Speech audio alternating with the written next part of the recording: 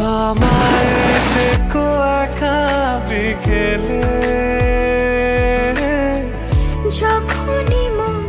আকিলপুর সমুদ্র সৈকত বাংলাদেশের এক নিভৃত ও মনোরম পর্যটন স্পট। এই সৈকতে রয়েছে জলরাশি আর সবুজ বৃক্ষের সমন্বয়ে তৈরি এক অপার প্রাকৃতিক সৌন্দর্য।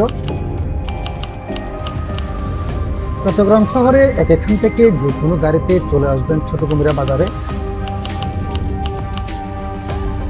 ছোট কুমিরা বাজারে গাড়ি থেকে নামার পর সামনে একটু এগিয়ে যে কোনো সিএনজিতে চলে যাবেন আকিলপুর সমুদ্র সৈকতে।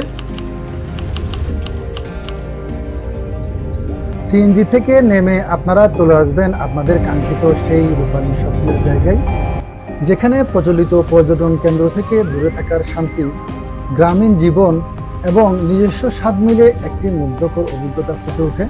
প্রকৃতির সাথে নিবিড় সংযোগ, পরিবার ও বন্ধুদের সঙ্গে সময় কাটানোর সুযোগ এবং সহজে আসার যোগাযোগ ব্যবস্থা সবকিছু মিলে এটি হয়ে উঠেছে চট্টগ্রামের একটি উদীয়মান হটস্পট।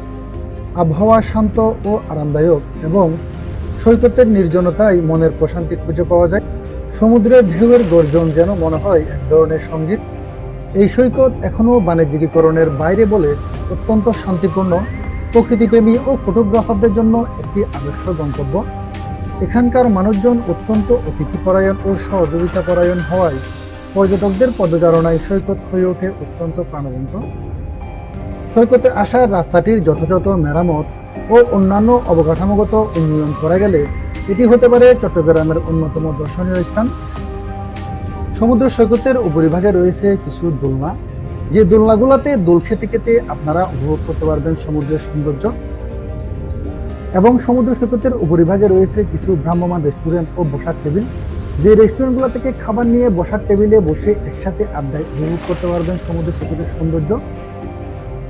আপনারা যদি সমুদ্রের উপরিভাগে কোলাহলপূর্ণ পরিবেশে খাবার না খেতে চান, নিরিবিলি স্থান খুঁজেন, তাহলে সমুদ্রের উপরিভাগের একটু পূর্ব পাশে রয়েছে কিছু নিরিবিলি রেস্টুরেন্ট, যে রেস্টুরেন্টগুলোতে একসাথে আপনারা বসে খাবার খেতে পারবেন।